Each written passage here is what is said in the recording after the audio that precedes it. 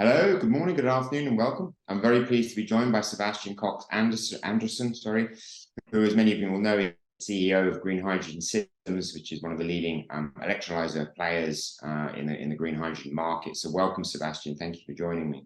Many thanks for inviting, Nadim. Thank you very much. So you're obviously speaking at the World Hydrogen Congress, or as we now know, World Hydrogen Week, which is getting a lot of press. A lot of people are due to attend October 9th to 13th in Rotterdam this year, but next year I'm looking to move to your own fair city of Copenhagen. So lots happening. Maybe sort of to catch up. I mean, Green Hydrogen Systems, you've been in the business for a long time, 16 years. You've done 10 years hard yards in R&D and finessing, I guess, the electrolyser platforms. Got still, I assume, lots of R&D and innovation that you're working on. What's the current sort of state of the business? What are your reflections as we go past, I guess, the halfway mark of 2023? Yeah, well, thanks, Nadim. And firstly, thinking back just a couple of years back to the end of 2020, I believe the EU Green Deal was released at the time, and they expected the installed capacity of electrolysis equipment in Europe to be around 6 gigawatts by next year, 2024. I don't have a specific number or an estimate on what will actually be the number or the figure for next year, but I sense that it will be slightly lower than that. When I take a view of the market, I see the same fundamentals. There will be a very, very strong demand for the future. Green hydrogen is a key component in achieving what we need to achieve to change climate and the impact on society. On the other hand, I think we are gradually learning it will take time. Yeah. So whereas I, on the one hand, see demand side being intact and very strongly supported by customers and decision makers, I also see time being a major component in that. And looking at the supply side as an OEM, Green Hydrogen Systems, and we're delivering electrolysis equipment within pressurized alkaline. We've also had our difficulties on delivering the first of our A-series products to customers. We are gradually getting on top of that, but it has also taken more time. So I think overall, we're in a very healthy state as an industry and as a company, but it takes more time. Yeah. I mean, to be fair to Green Hydrogen Systems, we're also living in quite challenging times. We've had a global pandemic. We've got a war in Europe. We've got supply chain snarled up. So we've got a huge mass of challenges, and none the least beginning to see serious impacts of actual climate and weather issues becoming a problem. So yeah, it is going to take time, as you say, and I guess those challenges are to be expected. From my perspective, I see them as sort of normal teething challenges. They're requiring sort of scale up and hard engineering, hard yards of engineering. We saw that previously in the renewables era, certainly in getting utility scale solar and clearly wind performing offshore in quite harsh conditions. So I guess around the market formation, you mentioned, I think before we spoke, around turning that market potential into a real market, and there is a stage of innovation where the industry's at, and it clearly needs good regulatory environment to help it grow. What is your take on that regulatory environment globally? We've seen obviously I guess a big injection from the American side. What are some of your thoughts looking at EU, America, and the actual sort of global landscape for helping to grow the industry? Well, firstly, fully agree with you that despite the strong fundamentals, a lot is needed in converting what is today, in my own words, demand potential to becoming a market. This is not a market yet. I sometimes hear green hydrogen referred to as a market. We don't see it as a market, at least from my point of view. We see it as a demand potential, a market defined by competition, price points, levelized cost of hydrogen in a more stable manner, political environment, framework conditions, etc. Supply chain is not there yet. So a lot needs to happen. And what we're seeing in the EU, probably also in the EU as a response to the IRA in the US, are clearly also a catalyst of moving that demand potential forward to becoming a market. In the long run, I believe any business and any industry should be able to carry kind of itself in a sustainable financial way. We need to earn our own money, etc., etc. However, we are here, which is slightly different to other industries. We are here also on a global purpose. We need to respond to climate change. And that is why I very much welcome and also see politicians engaging in supporting us driving that, because we need also speed here in achieving a new energy system much faster than we otherwise would. So I take it as a positive overall that IRA is there now as of August last year, but also that the EU is considering how to do that. But it's definitely needed for the industry to move with the pace needed. And then, if I may, adding on top of that, ultimately, and this is more a commercial perspective, we need to get levelized cost of hydrogen down. LCOH needs to come down. It needs to come down to satisfy customers' business cases. It needs to come down to create a cost parity to fossil fuels, etc., etc. And a major ingredient in getting levelized cost of hydrogen down is that we as suppliers need to get up in volume. And we need to get there pretty fast. We need the cost of the equipment to come down, but also the efficiency of the equipment to increase. And these are very important steps, but there are still some steps between the current demonstration projects of 10, 20, 30 megawatts to becoming the gigawatt projects that many people talk about.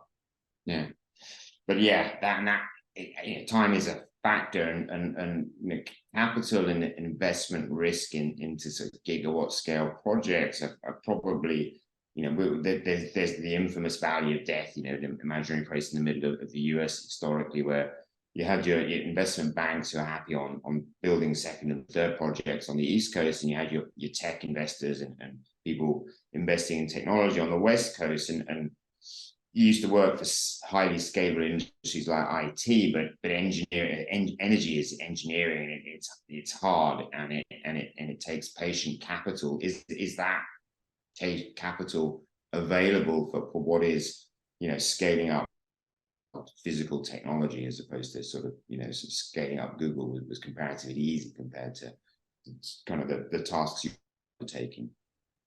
Well, I don't want to pretend that I'm a capital or financial markets expert, but speaking from Green Hydrogen Systems point of view, we took this company public 2 years ago, June of 21. And back then we proved that we could ask investors for capital, and it was there.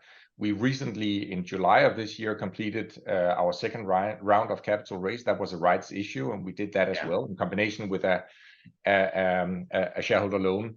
And also there, with the cost of capital coming with it, we also demonstrated that we could raise capital for this. So I think overall the capital is available from the investment side. If you look at the value chain profitability, I think that's part of the maturation of the industry, is also that the value chain, and I, speaking on behalf of an electrolyser OEM, is admittedly only one of many small steps going from electrons to fuels for ships and fuels for the future energy system. The risk reward across that value chain is still pretty immature. And I think at least I don't claim to have the answer how risk reward and profitability will be distributed amongst all these different steps, all the way upstream from where I am, ultimately to downstream to customers. Yeah, but yeah, I saw your rights issue, and I guess for me, it's a good indication there is investment sentiment or good investment sentiment in the industry, and that there is sort of patient capital. You've got some strategic investors such as AP Muller, obviously, of shipping magnate, and looking at decarbonization of shipping, and also a few other sort of major strategic investors, as well as the I guess public sentiment around it being obviously a public limited company as well. But yeah, that seems to show that there is good indication and some capital out there for this journey, which we want it to be short, but it is, as I said before, sort of engineering challenges. Any sort of last remarks around sort of looking forward, and in terms of sort of building that demand profile? Are there any sort of early adopter segments? Obviously, you're based in Copenhagen, traditionally, wind capital, as it were. seeing big deployments of offshore wind. We're seeing the rise of floating wind, the potential to have wind in very windy places, which are far from electrical connections, and so potentially using strong wind resources where it is and being able to ship the hydrogen. What are some of your thoughts around that and the global wind markets and potentially being aligned more? I'm sure your platforms are adept for both solar and wind profiles, and to maximize return on investors or return on investment projects. But yeah, what are some of your thoughts there as well? Well, said with a smile here on my lips, I'm of course heavily biased as an electrolyzer OEM. I think this is absolutely the most important part of the future energy system. But admittedly, electrolysis needs electrons to split the water into hydrogen and oxygen. So we are also very focused in creating a view of our future demand potential and the markets, seeing on from which regions or geographies will that come. And I think it's difficult to disagree that most of this equipment will work as close to the cheapest electrons as possible. There is a industry logic to that. And without going down to a full segmentation of the global market, we're clearly seeing a lot of that demand coming from Australia and Asia Pacific. We're seeing South America and coming from that with from the nature point of view, some quite strong fundamentals. We're also seeing a great demand in Europe, in combination with also offshore wind electrons, and then also fueled by the IRA in the US. We're also seeing US becoming a market. But overall, I think demand will be strongest where the electrons are not end use demand, but demand for electrolysis equipment and the installations will be where the electrons are the cheapest. And then we are, and it's referring a little bit back to my earlier reflection, we're here to sort out this conundrum of things. I mean, the hydrogen paradox often referred to, you need to get more equipment out before you can do that. It needs to be cheaper and et cetera, et cetera. And we need to develop and evolve this value chain gradually. It will take time. And no doubt, comparing to wind turbines, and I picked that up from your own reflection, Nadim, I think the wind turbine or wind industry has done, it's taken some enormous steps in a relatively short time. But let's be clear, back then, they invented a different way of creating electrons to a society that already ran on electrons or electricity. Here we are figuring out how to do a new type of fuel, hydrogen, to a society that does not yet run on hydrogen, and that factor is an important difference. Yeah. So as a round-off remark, I see challenges of that, but also great excitement. I think it's hugely exciting what we do and very, very, very meaningful. Yeah, I agree. I think it's a fascinating market, and yeah, that reason as well. You're having to build that demand profile, and we wish you well. It's been fascinating to share your thoughts, Sebastian. Thanks a lot for taking the time out of your busy schedule. We look forward to hearing more and seeing the growth of your business and Green Hydrogen Systems. It's clearly been a strong partner of World Hydrogen Leaders. So we thank you for that, and we look forward to helping accelerate your business. So, Sebastian, take care and stay safe. Cheers. Thank you. Likewise. Thank you, Nadim. Cheers. Bye.